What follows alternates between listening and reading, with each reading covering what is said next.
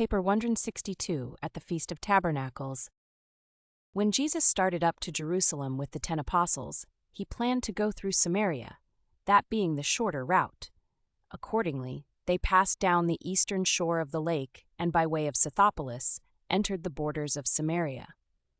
Near nightfall, Jesus sent Philip and Matthew over to a village on the eastern slopes of Mount Gilboa to secure lodging for the company. It so happened that these villagers were greatly prejudiced against the Jews, even more so than the average Samaritans, and these feelings were heightened at this particular time, as so many were on their way to the Feast of Tabernacles.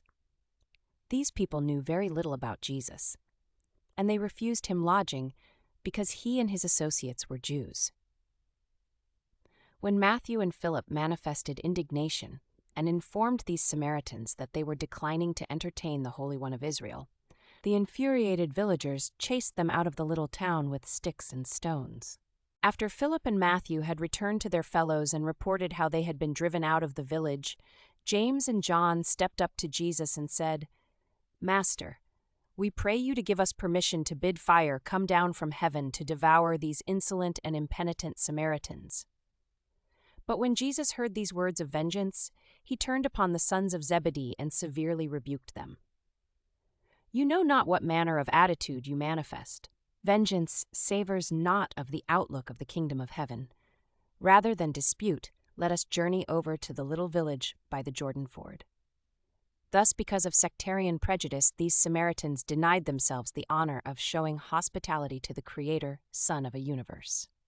Jesus and the 10 stopped for the night at the village near the Jordan ford. Early the next day, they crossed the river and continued on to Jerusalem by way of the East Jordan Highway, arriving at Bethany late Wednesday evening. Thomas and Nathanael arrived on Friday, having been delayed by their conferences with Rhodan. Jesus and the 12 remained in the vicinity of Jerusalem until the end of the following month, October, about 4½ weeks. Jesus himself went into the city only a few times, and these brief visits were made during the days of the Feast of Tabernacles. He spent a considerable portion of October with Abner and his associates at Bethlehem. The dangers of the visit to Jerusalem. Long before they fled from Galilee, the followers of Jesus had implored him to go to Jerusalem to proclaim the gospel of the kingdom in order that his message might have the prestige of having been preached at the center of Jewish culture and learning. But now that he had actually come to Jerusalem to teach, they were afraid for his life. Knowing that the Sanhedrin had sought to bring Jesus to Jerusalem for trial, and recalling the Master's recently reiterated declarations that he must be subject to death, the apostles had been literally stunned by his sudden decision to attend the Feast of Tabernacles. To all their previous entreaties that he go to Jerusalem, he had replied, "The hour has not yet come." Now, to their protests of fear, he answered only, "But the hour has come." During the Feast of Tabernacles, Jesus went boldly into Jerusalem on several occasions and publicly taught in the temple. This he did in spite of the efforts of his apostles to dissuade him. Though they had long urged him to proclaim his message in Jerusalem, they now feared to see him enter the city at this time, knowing full well that the scribes and Pharisees were bent on bringing about his death. Jesus' bold appearance in Jerusalem more than ever confused his followers. Many of his disciples, and even Judas Iscariot the apostle, had dared to think that Jesus had fled in haste into Phoenicia because he feared the Jewish leaders and Herod Antipas. They failed to comprehend the significance of the Master's movements. His presence in Jerusalem at the Feast of Tabernacles, even in opposition to the advice of his followers, sufficed forever to put an end to all whisperings about fear and cowardice. During the Feast of Tabernacles, thousands of believers from all parts of the Roman Empire saw Jesus, heard him teach, and many even journeyed out to Bethany to confer with him regarding the progress of the kingdom in their home districts. There were many reasons why Jesus was able publicly to preach in the temple courts throughout the days of the feast, and chief of these was the fear that had come over the officers of the Sanhedrin as a result of the secret division of sentiment in their own ranks. It was a fact that many of the members of the Sanhedrin either secretly believed in Jesus or else were decidedly averse to arresting him during the feast. when such large numbers of people were present in Jerusalem, many of whom either believed in him or were at least friendly to the spiritual movement which he sponsored. The efforts of Abner and his associates throughout Judea had also done much to consolidate sentiment favorable to the kingdom, so much so that the enemies of Jesus dared not be too outspoken in their opposition. This was one of the reasons why Jesus could publicly visit Jerusalem and live to go away. 1 or 2 months before this, he would certainly have been put to death. But the audacious boldness of Jesus in publicly appearing in Jerusalem overawed his enemies. They were not prepared for such a daring challenge. Several times during this month, the Sanhedrin made feeble attempts to place the master under arrest, but nothing came of these efforts. His enemies were so taken aback by Jesus' unexpected public appearance in Jerusalem that they conjectured he must have been promised protection by the Roman authorities. Knowing that Philip, Herod Antipas's brother, was almost a follower of Jesus, the members of the Sanhedrin speculated that Philip had secured for Jesus promises of protection against his enemies. Jesus had departed from their jurisdiction before they awakened to the realization that they had been mistaken in the belief that his sudden and bold appearance in Jerusalem had been due to a secret understanding with the Roman officials. Only the 12 apostles had known that Jesus intended to attend the Feast of Tabernacles when they had departed from Magadan.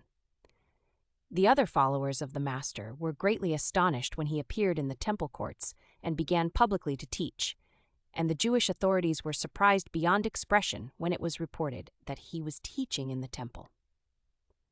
Although his disciples had not expected Jesus to attend the feast, the vast majority of the pilgrims from afar who had heard of him entertained the hope that they might see him at Jerusalem.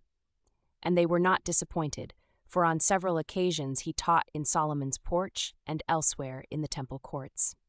These teachings were really the official or formal announcement of the divinity of Jesus to the Jewish people and to the whole world. The multitudes who listened to the Master's teachings were divided in their opinions. Some said he was a good man, some a prophet, some that he was truly the Messiah. Others said he was a mischievous meddler, that he was leading the people astray with his strange doctrines. His enemies hesitated to denounce him openly for fear of his friendly believers, while his friends feared to acknowledge him openly for fear of the Jewish leaders, knowing that the Sanhedrin was determined to put him to death. But even his enemies marveled at his teaching, knowing that he had not been instructed in the schools of the rabbis. Every time Jesus went to Jerusalem, his apostles were filled with terror. They were the more afraid, as from day to day they listened to his increasingly bold pronouncements regarding the nature of his mission on earth.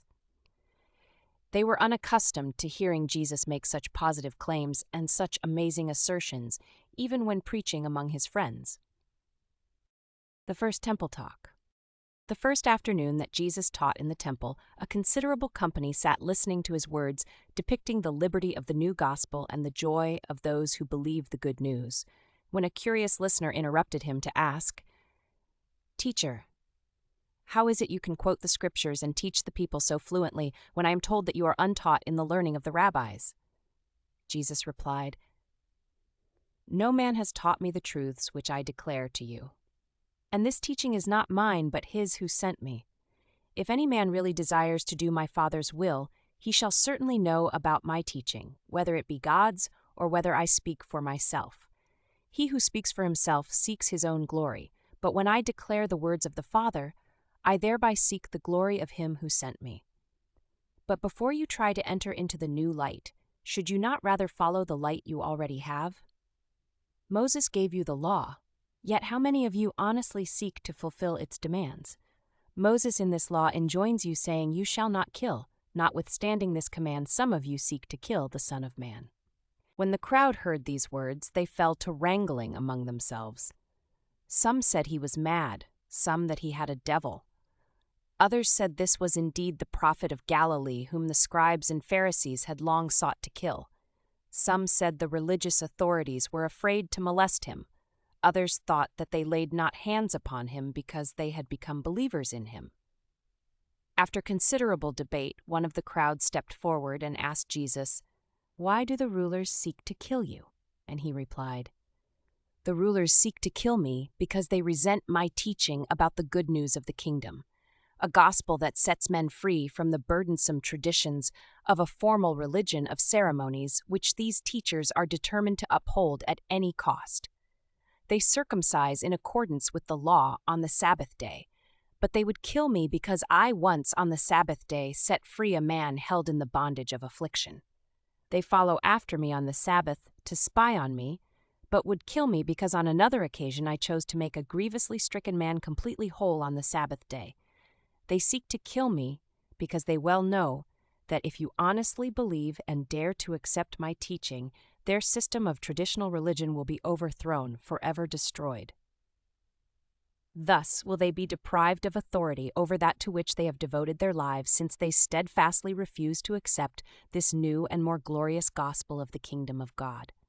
And now do I appeal to every one of you.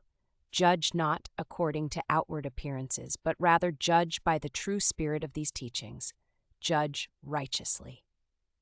Then said another inquirer, "Yes, teacher, we do look for the Messiah, but when he comes, we know that his appearance will be in mystery. We know whence you are. You have been among your brethren from the beginning. The deliverer will come in power to restore the throne of David's kingdom. Do you really claim to be the Messiah?" And Jesus replied, "You claim to know me and to know whence I am. I wish your claims were true, for indeed, then would you find abundant life in that knowledge. But I declare that I have not come to you for myself. I have been sent by the Father, and he who sent me is true and faithful. By refusing to hear me, you are refusing to receive him who sends me.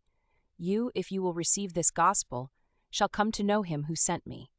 I know the Father, for I have come from the Father to declare and reveal him to you." The agents of the scribes wanted to lay hands upon him, but they feared the multitude, for many believed in him.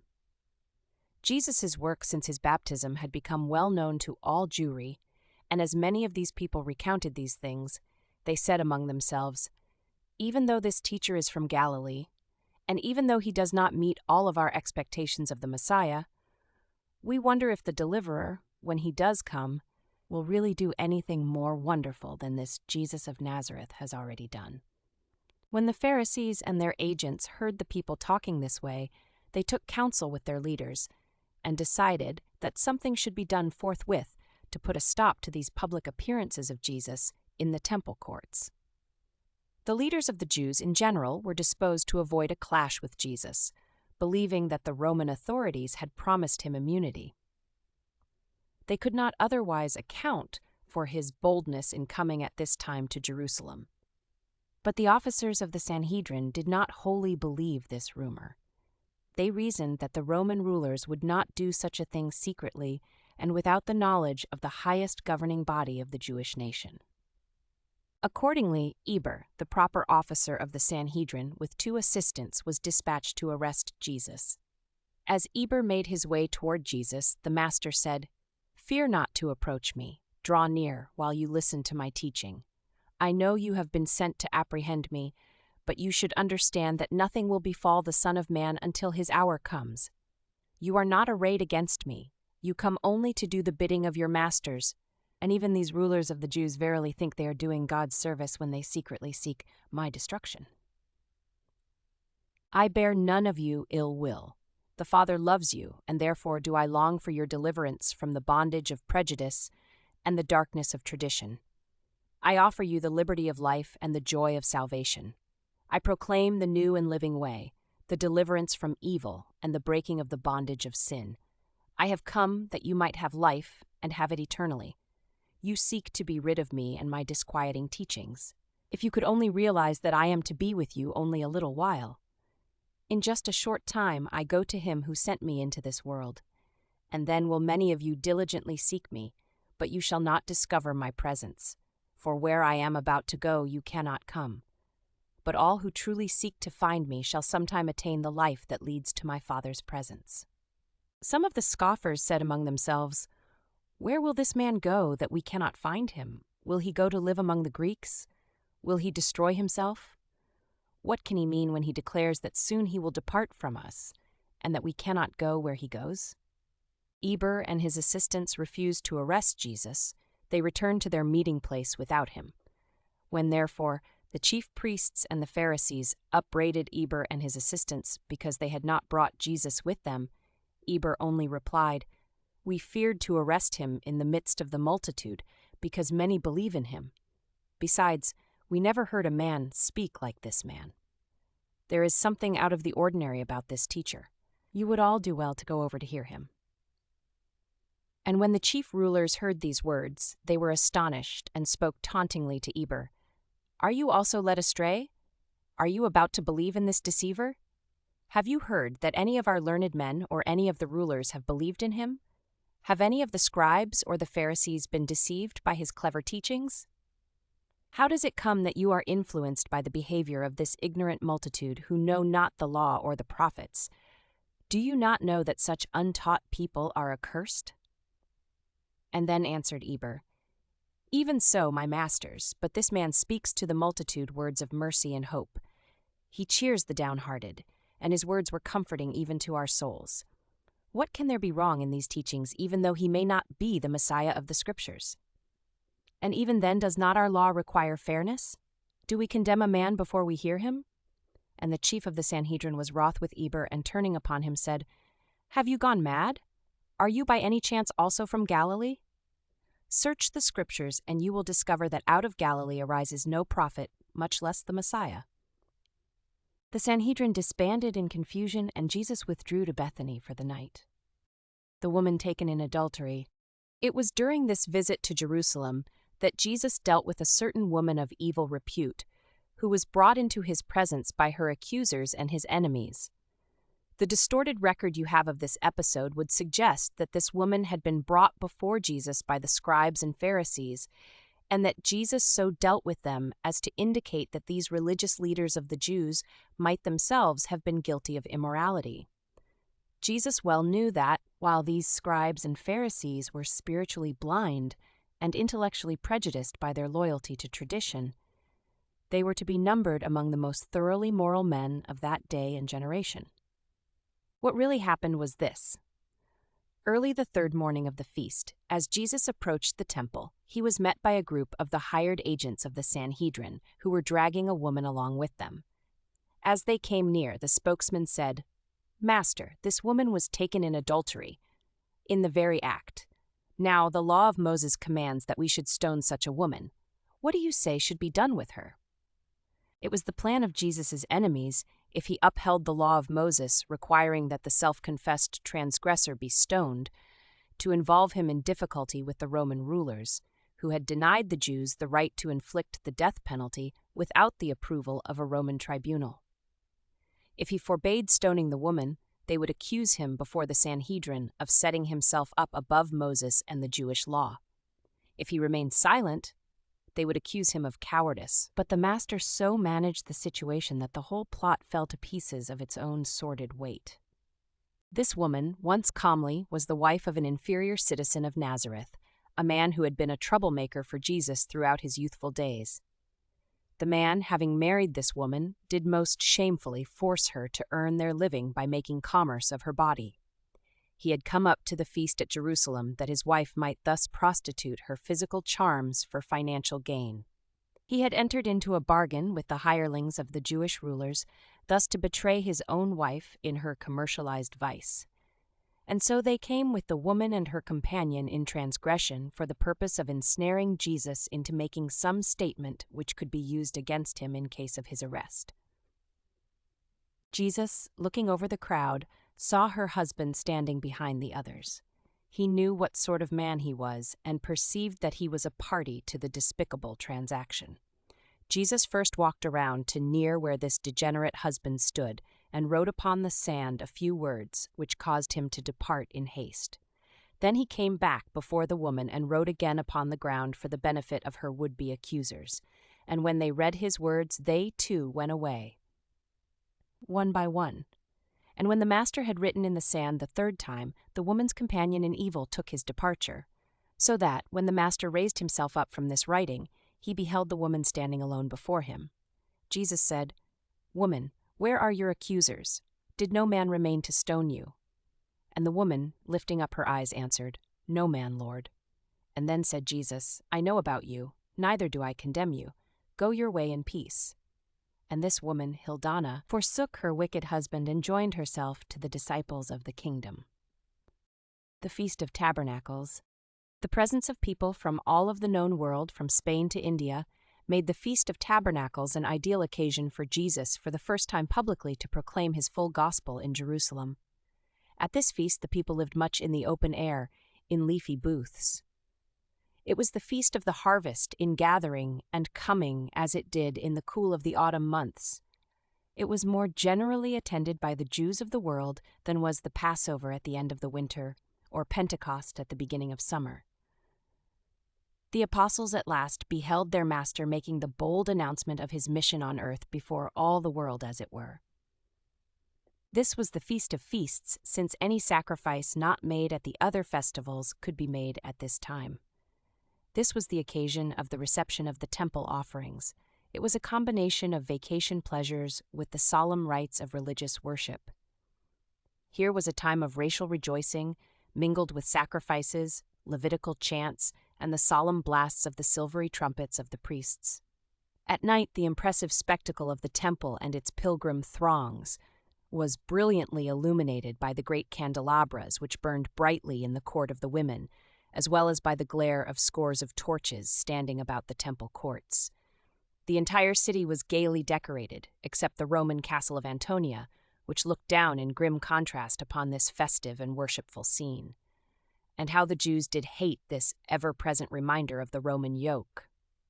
70 bullocks were sacrificed during the feast, the symbol of the 70 nations of heathendom. The ceremony of the outpouring of the water symbolized the outpouring of the divine spirit. This ceremony of the water followed the sunrise procession of the priests and Levites. The worshippers passed down the steps leading from the court of Israel to the court of the women, while successive blasts were blown upon the silvery trumpets. And then the faithful marched on toward the beautiful gate, which opened upon the court of the Gentiles. Here they turned about to face westward, to repeat their chants, and to continue their march for the symbolic water. On the last day of the feast, almost 450 priests, with a corresponding number of Levites, officiated. At daybreak, the pilgrims assembled from all parts of the city, each carrying in the right hand a sheaf of myrtle, willow, and palm branches, while in the left hand each one carried a branch of the paradise apple, the citron, or the forbidden fruit. These pilgrims divided into 3 groups for this early morning ceremony. One band remained at the temple to attend the morning sacrifices. Another group marched down below Jerusalem to near Mazzah to cut the willow branches for the adornment of the sacrificial altar, while the third group formed a procession to march from the temple behind the water priest, who, to the sound of the silvery trumpets, bore the golden pitcher, which was to contain the symbolic water, out through Ophel to near Siloam, where was located the fountain gate. After the golden pitcher had been filled at the pool of Siloam, the procession marched back to the temple, entering by way of the water gate and going directly to the court of the priests, where the priest bearing the water pitcher was joined by the priest bearing the wine for the drink offering. These 2 priests then repaired to the silver funnels leading to the base of the altar and poured the contents of the pitchers therein. The execution of this rite of pouring the wine and the water was the signal for the assembled pilgrims to begin the chanting of the Psalms from 113 to 118 inclusive, in alternation with the Levites. And as they repeated these lines, they would wave their sheaves at the altar. Then followed the sacrifices for the day, associated with the repeating of the psalm for the day, the psalm for the last day of the feast being the 82nd, beginning with the 5th verse. Sermon on the Light of the World. On the evening of the next to the last day of the feast, when the scene was brilliantly illuminated by the lights of the candelabras and the torches, Jesus stood up in the midst of the assembled throng and said, "I am the light of the world. He who follows me shall not walk in darkness, but shall have the light of life." Presuming to place me on trial, and assuming to sit as my judges, you declare that, if I bear witness of myself, my witness cannot be true. But never can the creature sit in judgment on the Creator. Even if I do bear witness about myself, my witness is everlastingly true, for I know whence I came, who I am, and whither I go. You who would kill the Son of Man know not whence I came, who I am, or whither I go. You only judge by the appearances of the flesh. You do not perceive the realities of the Spirit. I judge no man, not even my archenemy. But if I should choose to judge, my judgment would be true and righteous. For I would judge not alone, but in association with my Father, who sent me into the world, and who is the source of all true judgment. You even allow that the witness of two reliable persons may be accepted. Well then, I bear witness of these truths. So also does my Father in heaven. And when I told you this yesterday in your darkness, you asked me, "Where is your Father?" Truly you know neither me nor my Father, for if you had known me, you would also have known the Father. I have already told you that I am going away, and that you will seek me and not find me. For where I am going you cannot come. You who would reject this light are from beneath. I am from above. You who prefer to sit in darkness are of this world. I am not of this world, and I live in the eternal light of the Father of lights. You all have had abundant opportunity to learn who I am, but you shall have still other evidence confirming the identity of the Son of Man. I am the light of life, and everyone who deliberately and with understanding rejects this saving light shall die in his sins. Much I have to tell you, but you are unable to receive my words. However, he who sent me is true and faithful. My Father loves even his erring children, and all that my Father has spoken, I also proclaim to the world. When the Son of Man is lifted up, then shall you all know that I am he, and that I have done nothing of myself, but only as the Father has taught me. I speak these words to you and to your children, and he who sent me is even now with me. He has not left me alone, for I do always that which is pleasing in his sight. As Jesus thus taught the pilgrims in the temple courts, many believed, and no man dared to lay hands upon him. Discourse on the water of life. On the last day, the great day of the feast, as the procession from the pool of Siloam passed through the temple courts, and just after the water and the wine had been poured down upon the altar by the priests, Jesus, standing among the pilgrims, said, "If any man thirst, let him come to me and drink. From the Father above I bring to this world the water of life. He who believes me shall be filled with the Spirit which this water represents. For even the Scriptures have said, 'Out of him shall flow rivers of living waters.' When the Son of Man has finished his work on earth, there shall be poured out upon all flesh the living Spirit of truth.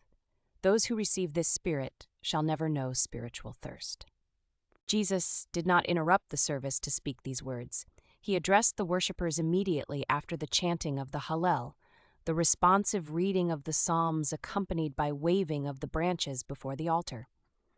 Just here was a pause while the sacrifices were being prepared, and it was at this time that the pilgrims heard the fascinating voice of the Master declare that he was the giver of living water to every spirit-thirsting soul.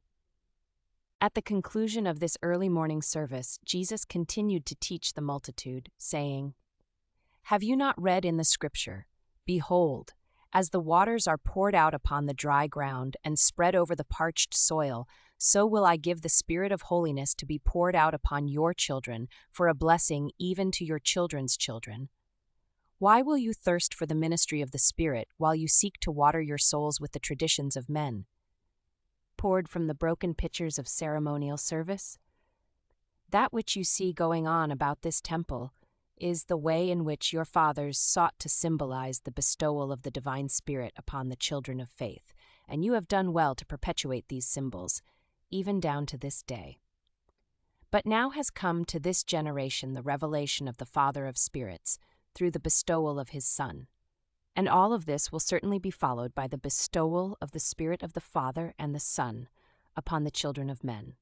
To everyone who has faith shall this bestowal of the Spirit become the true teacher of the way which leads to life everlasting, to the true waters of life in the kingdom of heaven, on earth, and in the Father's paradise over there." And Jesus continued to answer the questions of both the multitude and the Pharisees. Some thought he was a prophet, some believed him to be the Messiah, others said he could not be the Christ, seeing that he came from Galilee, and that the Messiah must restore David's throne. Still, they dared not arrest him. The Discourse on Spiritual Freedom. On the afternoon of the last day of the feast, and after the apostles had failed in their efforts to persuade him to flee from Jerusalem, Jesus again went into the temple to teach. Finding a large company of believers assembled in Solomon's porch, he spoke to them, saying, "If my words abide in you, and you are minded to do the will of my Father, then are you truly my disciples. You shall know the truth, and the truth shall make you free. I know how you will answer me. We are the children of Abraham, and we are in bondage to none. How then shall we be made free? Even so, I do not speak of outward subjection to another's rule. I refer to the liberties of the soul. Verily, verily, I say to you, everyone who commits sin is the bondservant of sin. And you know that the bondservant is not likely to abide forever in the master's house. You also know that the son does remain in his father's house. If therefore the Son shall make you free, shall make you sons, you shall be free indeed. I know that you are Abraham's seed, yet your leaders seek to kill me, because my word has not been allowed to have its transforming influence in their hearts. Their souls are sealed by prejudice and blinded by the pride of revenge. I declare to you the truth which the Eternal Father shows me, while these deluded teachers seek to do the things which they have learned only from their temporal fathers. And when you reply that Abraham is your father, then do I tell you that, if you were the children of Abraham, you would do the works of Abraham. Some of you believe my teaching, but others seek to destroy me because I have told you the truth which I received from God. But Abraham did not so treat the truth of God. I perceive that some among you are determined to do the works of the evil one. If God were your father, you would know me and love the truth which I reveal. Will you not see that I come forth from the Father, that I am sent by God, that I am not doing this work of myself? Why do you not understand my words? Is it because you have chosen to become the children of evil? If you are the children of darkness, you will hardly walk in the light of the truth which I reveal. The children of evil follow only in the ways of their father, who was a deceiver, and stood not for the truth, because there came to be no truth in him. But now comes the Son of Man speaking and living the truth. And many of you refuse to believe. Which of you convicts me of sin? If I then proclaim and live the truth shown me by the Father, why do you not believe? He who is of God hears gladly the words of God. For this cause many of you hear not my words, because you are not of God. Your teachers have even presumed to say that I do my works by the power of the prince of devils. One nearby has just said that I have a devil, that I am a child of the devil. But all of you who deal honestly with your own souls know full well that I am not a devil. You know that I honor the Father, even while you would dishonor me. I seek not my own glory, only the glory of my paradise Father, and I do not judge you, for there is one who judges for me. Verily, verily, I say to you who believe the gospel that, if a man will keep this word of truth alive in his heart, he shall never taste death. And now, just at my side, a scribe says this statement proves that I have a devil, seeing that Abraham is dead, also the prophets. And he asks, Are you so much greater than Abraham and the prophets that you dare to stand here and say that whoso keeps your word shall not taste death? Who do you claim to be that you dare to utter such blasphemies? And I say to all such that if I glorify myself, my glory is as nothing. But it is the Father who shall glorify me, even the same Father whom you call God. But you have failed to know this your God and my Father, and I have come to bring you together, to show you how to become truly the sons of God. Though you know not the Father, I truly know him. Even Abraham rejoiced to see my day, and by faith he saw it and was glad. When the unbelieving Jews and the agents of the Sanhedrin who had gathered about by this time heard these words, they raised a tumult, shouting, You are not 50 years of age, and yet you talk about seeing Abraham. You are a child of the devil. Jesus was unable to continue the discourse. He only said as he departed, Verily, verily, I say to you, before Abraham was, I am. Many of the unbelievers rushed forth for stones to cast at him, and the agents of the Sanhedrin sought to place him under arrest. But the Master quickly made his way through the temple corridors and escaped to a secret meeting place near Bethany where Martha, Mary, and Lazarus awaited him. The visit with Martha and Mary It had been arranged that Jesus should lodge with Lazarus and his sisters at a friend's house, while the apostles were scattered here and there in small groups. These precautions being taken because the Jewish authorities were again becoming bold with their plans to arrest him. For years it had been the custom for these three to drop everything and listen to Jesus' teaching whenever he chanced to visit them. With the loss of their parents, Martha had assumed the responsibilities of the home life, and so, on this occasion, while Lazarus and Mary sat at Jesus' feet drinking in his refreshing teaching, Martha made ready to serve the evening meal. It should be explained that Martha was unnecessarily distracted by numerous needless tasks and that she was cumbered by many trivial cares. That was her disposition. As Martha busied herself with all these supposed duties, she was perturbed because Mary did nothing to help. Therefore she went to Jesus and said, "Master, do you not care that my sister has left me alone to do all of the serving? Will you not bid her to come and help me?" Jesus answered, "Martha, Martha, why are you always anxious about so many things and troubled by so many trifles? Only one thing is really worthwhile, and since Mary has chosen this good and needful part, I shall not take it away from her. But when will both of you learn to live as I have taught you, both serving in cooperation and both refreshing your souls in unison? Can you not learn that there is a time for everything, that the lesser matters of life should give way before the greater things of the heavenly kingdom?" At Bethlehem with Abner. Throughout the week that followed the Feast of Tabernacles, scores of believers forgathered at Bethany and received instruction from the 12 apostles. The Sanhedrin made no effort to molest these gatherings since Jesus was not present. He was throughout this time working with Abner and his associates in Bethlehem. The day following the close of the feast, Jesus had departed for Bethany, and he did not again teach in the temple during this visit to Jerusalem. At this time, Abner was making his headquarters at Bethlehem, and from that center, many workers had been sent to the cities of Judea and southern Samaria and even to Alexandria.